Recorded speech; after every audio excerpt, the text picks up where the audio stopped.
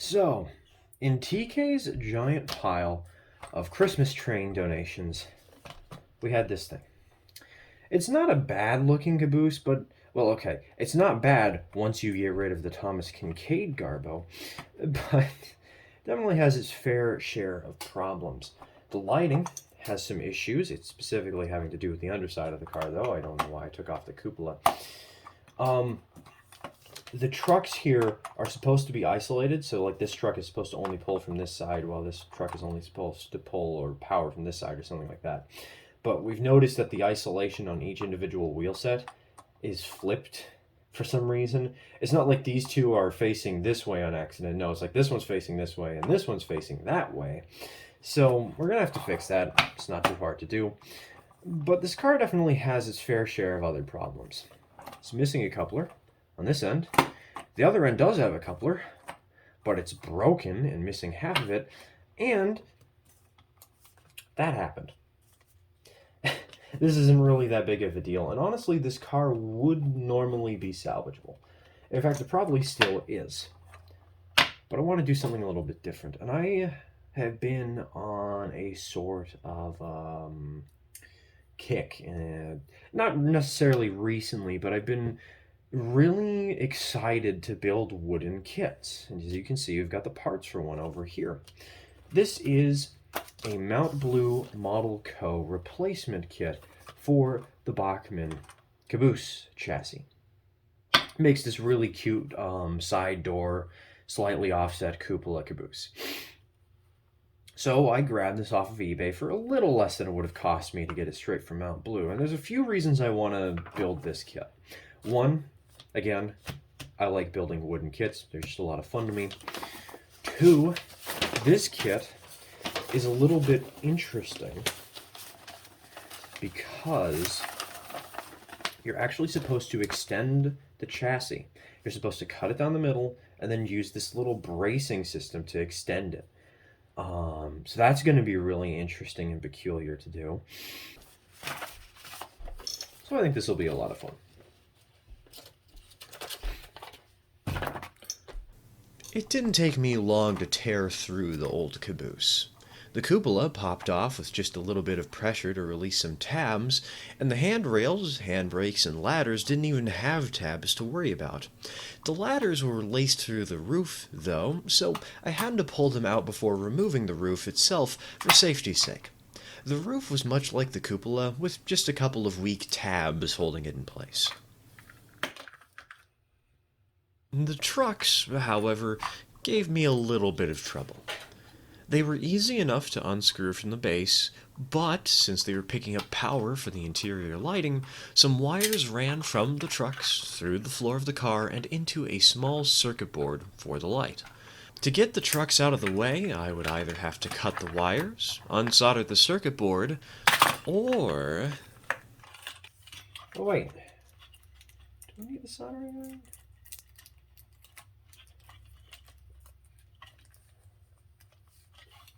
No. Let's just skip straight to the results. Oh, I'm dumb. Yeah, no, this was never gonna work. Yeah, Plan C was just wishful thinking. We have a pile of parts we'll work on later. I was thinking I could just remove the circuit board. Yeah, no. Well, if we can't destroy a caboose, we'll just have to build one. That's about as intimidating, right?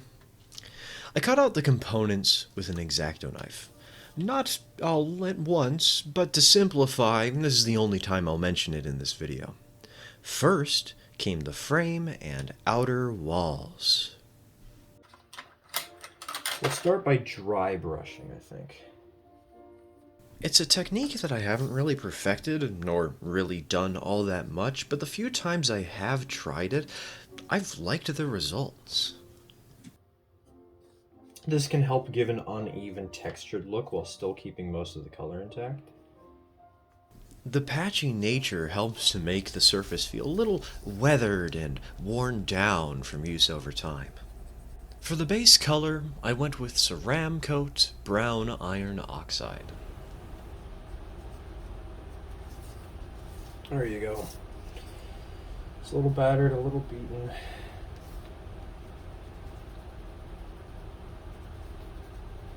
Mostly the same color.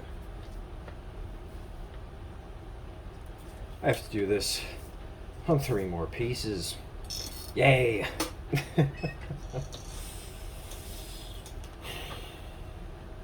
It seems that my past self must have thought that dry brushing was tedious in that moment, which is strange. I don't remember it that way at all. I liked it.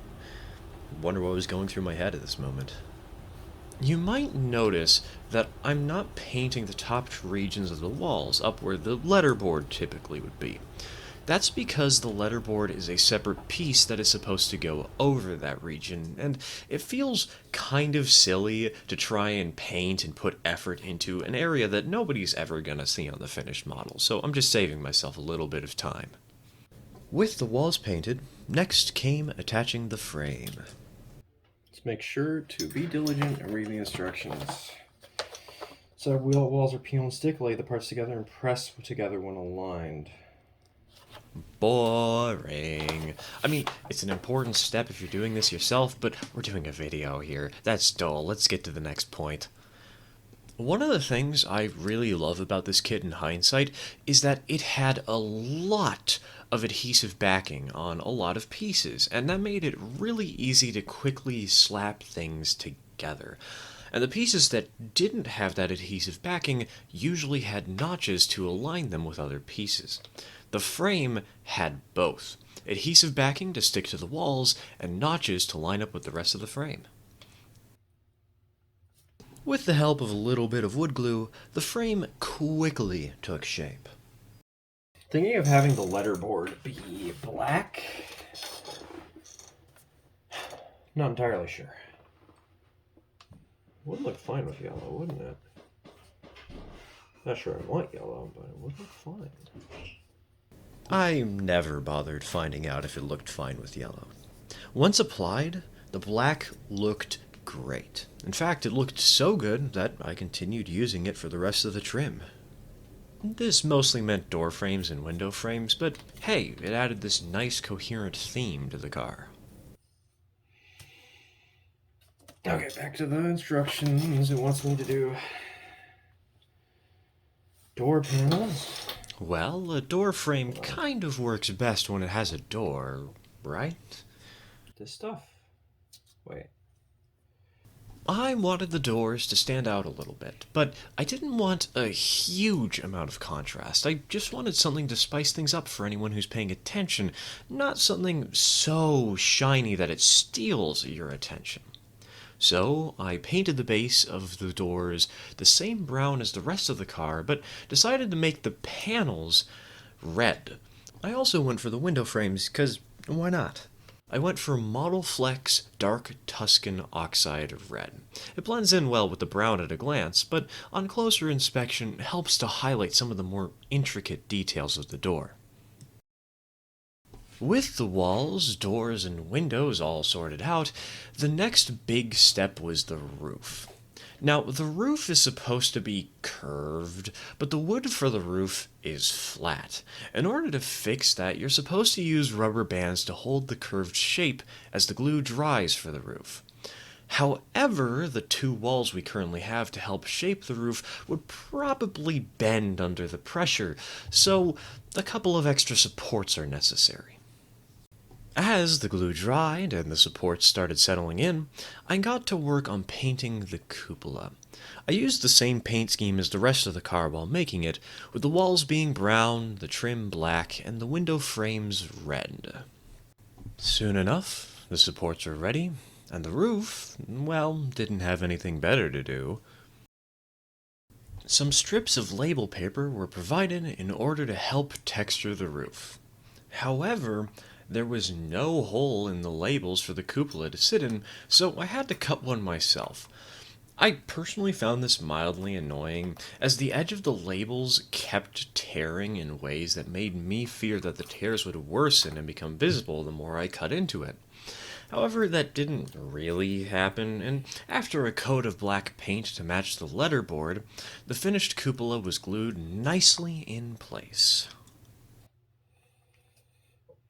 If you happen to notice the holes running up and down the middle of the roof and were wondering what those were for, well, the roof walk. There's a bunch of brackets that fit nice and snug in those holes, and they help to support the actual roof walk boards. Something interesting about said boards is that they're just strips of wood that you are expected to cut into shape. The precise measurements are provided in the instructions, so it's not really that hard, and you have a little bit of wiggle room to overcut on accident, but it's Maybe I definitely a screwed that up. different experience having to cut up each board individually. With the main caboose body done, all that was left was to scavenge the corpse of the old caboose to finish off the new. There was some smaller stuff like stealing some grab irons, and some bigger things like expanding the chassis. Oh, right, before I forget, I decided to just cut the wiring for the lights off camera. I didn't feel like I really needed the interior lighting and didn't feel like soldering something.